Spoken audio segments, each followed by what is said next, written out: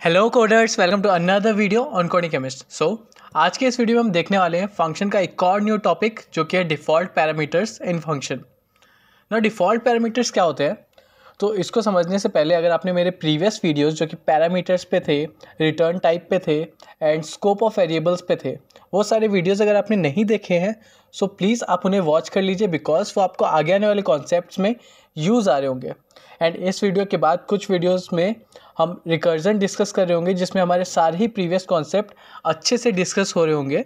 सो अगर आपने वो सारे वीडियोस नहीं देखे हैं तो आप उन्हें ज़रूर वॉच कीजिएगा, बिकॉज वो आपको आगे वीडियोस में बहुत ज़्यादा हेल्प कर रहे होंगे। ओके, सो डिफ़ॉल्ट पैरामीटर्स की बात करते हैं। सो डिफ़ॉल्ट पैरामीटर्स एज इनका हमें नेम सजेस्ट कर रहा है। डिफ़ॉल्ट पैरामीटर्स क्या होते हैं? डिफ़ॉल्ट पैरामीटर्स वो पैरामीटर्स होते हैं एक फंक्शन के, या फिर वो वैल्यूज़ होती है एक फंक्शन में जिनकी वैल्यूज़ पहले से डिफाइंड होती है ना। जैसे अभी तक हम जो फंक्शन डिक्लेयर कर रहे थे उसमें हम कुछ पैरामीटर पास करते थे अपने यूज़र डिफाइंड फंक्शन में।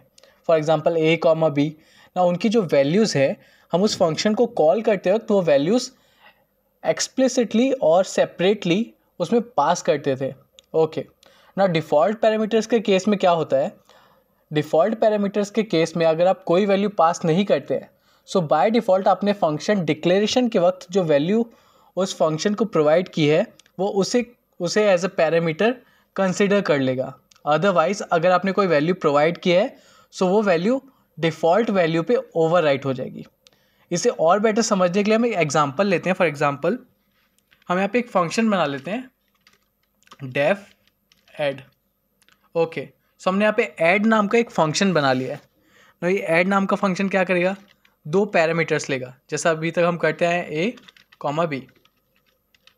ओके, देन कोलन, और इसमें हम क्या कर देंगे, हमें रिटर्न कर दीजिए आप a प्लस बी। ओके, सो ये हमारा बन गया नॉर्मल फंक्शन जो अभी तक हम डिक्लेयर करते हुए आए हैं।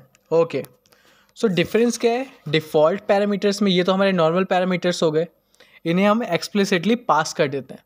सो a और b हम यूज़र इनपुट ले लेते हैं। सो कैसे लेंगे? a equals to int input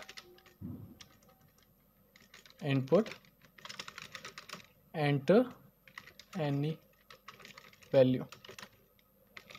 okay, so a यहाँ पे हमने इनपुट ले लिया, सिमिलरली हम b भी इनपुट ले लेंगे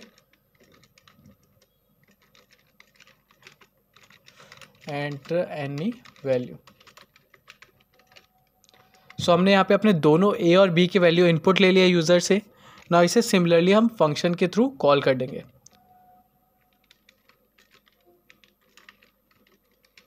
ओके, सो ये हमने अपने फंक्शन को कॉल कर लिया प्रिंट के अंदर। ना प्रिंट के अंदर फंक्शन कॉल करने का क्या है?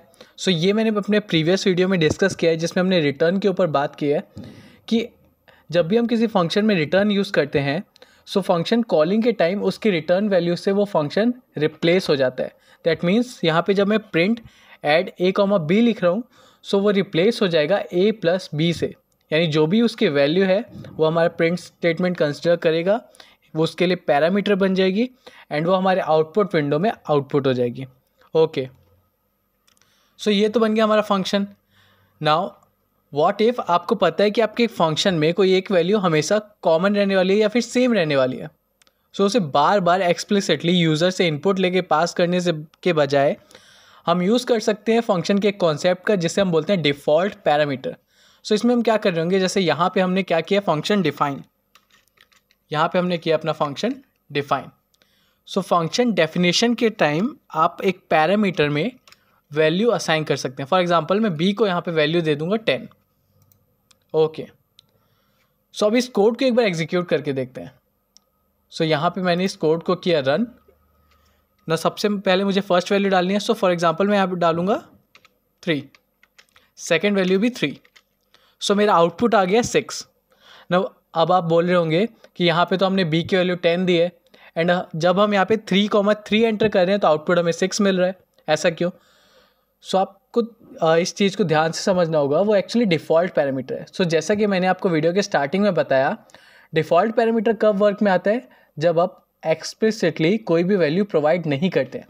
फॉर एग्जांपल अगर मैं यहाँ से b को हटा दूँ एंड ऐड फंक्शन में सिर्फ a पास करूँ ना, डेफिनेशन के टाइम आप देख सकते हैं मेरे फंक्शन में दो वैल्यूज़ पास हैं a एंड b, बट यहाँ पे मैं क्या पास कर रहा हूँ, सिर्फ ए। सो अब इस कोड को अगर मैं रन करूँगा, अभी भी मैं 3 एंड 3 वैल्यू पास कर रहा हूँ, बट मुझे आउटपुट मिल रहा है 13 ना। ऐसा क्यों? बिकॉज हमने यहाँ पे फंक्शन कॉलिंग के टाइम सिर्फ ए को पास किया है। दैट मीन्स ए की वैल्यू उसने यूज़र इनपुट से ले ली 3 एंड बी को पास नहीं किया है, सो बी की वैल्यू वो कंसिडर कर लेगा बाय डिफ़ॉल्ट 10, जो कि हमने फंक्शन डिक्लेरेशन के टाइम यूज़ की है। ओके, तो अगर यहाँ पे अगर हम b की वैल्यू पास करते, जैसे कि हमने प्रीवियस केस में किया था जिसमें हमें आउटपुट मिल रहा था 6, सो तब क्या होता है, हम जब यूज़र इनपुट ले लिया b, हमने b की वैल्यू को यूज़र इनपुट ले लिया, सो हमारी जो डिफ़ॉल्ट वैल्यू है वो ओवरराइट हो जाएगी b की यूज़र इनपुट वैल्यू से। ओके, सो डिफ़ॉल्ट वैल्यू कब रोल में आती है? जब हमने अपने फंक्शन कॉलिंग के टाइम वो एक्स्ट्रा वैल्यू को पास नहीं किया है जिसे हमने डिफ़ॉल्ट रखा है। सो बाय डिफ़ॉल्ट हमारा जो फंक्शन है वो उस डिफ़ॉल्ट वैल्यू को कंसिडर कर लेता है अपने फंक्शन में एंड उसके अकॉर्डिंग अपने ऑपरेशंस परफॉर्म करता है। ना इसमें एक नोट करने की बात है, जो कॉमन मिस्टेक हम करते हैं डिफ़ॉल्ट पैरामीटर यूज़ करते वक्त, कि आपको डिफ़ॉल्ट पैरामीटर्स को हमेशा लास्ट में रखना है। फॉर एग्जांपल यहाँ पे आप देख रहे होंगे मैंने a, b = 10 रखा है ना। मैं चाहूँ तो दोनों को डिफ़ॉल्ट ले सकता हूँ, तब तो मेरे को कोई दिक्कत नहीं है। बट अगर मैं किसी एक को डिफ़ॉल्ट रख रहा हूँ, सो अगर मैं ऐसा करता हूँ b को b = 10 की जगह अगर मैं सिर्फ a = 10 लिखता हूँ, सो ये एक एरर है, ये एक मिस्टेक है ना। ऐसा क्यों? बिकॉज हमारा जो फंक्शन कॉलिंग है वो स्टार्टिंग से स्टार्ट होता है। दैट मीन्स हमारी जो फर्स्ट वैल्यू है वो हमारे फर्स्ट पैरामीटर को असाइन होती है।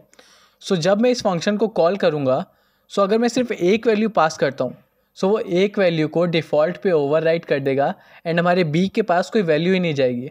सो ये हमारा एरर केस हो गया। सो इसीलिए आपको याद रखना है, अगर आप सारे ही अपने पैरामीटर्स को डिफ़ॉल्ट नहीं बना रहे हैं, सो आपके डिफ़ॉल्ट वैल्यू वाले जो पैरामीटर्स हैं वो हमेशा फंक्शन डेफिनेशन के राइट हैंड साइड पे आने चाहिए, यानी लास्ट में आने चाहिए। ओके, चाहे आप कितने भी फिर बना लें। फॉर एग्जांपल यहाँ पे मैं एक c वेरिएबल भी दे दूँ, c = 12, सो ये भी करेक्ट है। बट हमारे जितने भी डिफ़ॉल्ट पैरामीटर्स हैं एक फंक्शन के, वो सिर्फ राइट हैंड साइड पे ही आने चाहिए एंड इसके बीच में या इसके आगे कोई भी बिना डिफ़ॉल्ट वैल्यू का पैरामीटर नहीं आना चाहिए। ओके, सो यही बस इसमें एक एरर केस था या नोट का केस था। बाकी आप जैसा कि समझ गए होंगे कि डिफ़ॉल्ट वैल्यूज़ का वर्क क्या होता है, ये आपके रिपीटेटिव कोड को बचा लेते हैं। फॉर एग्जांपल अब यहाँ पे आपको पता है कि आपको सिर्फ a की वैल्यू पास करनी है बार बार फंक्शन में, सो आप बार बार b एंड c की वैल्यू पास नहीं कर रहे होंगे आपके फंक्शन में, जिसकी वजह से आपका कोड स्मूथ वर्क करेगा एंड एफिशिएंट वर्क करेगा। ओके, सो आई होप आपको ये जो टॉपिक है वो अच्छे से समझ आ गया होगा। अब हम मिलेंगे अपने अगले वीडियो में। Till then keep learning and keep coding. Bye bye.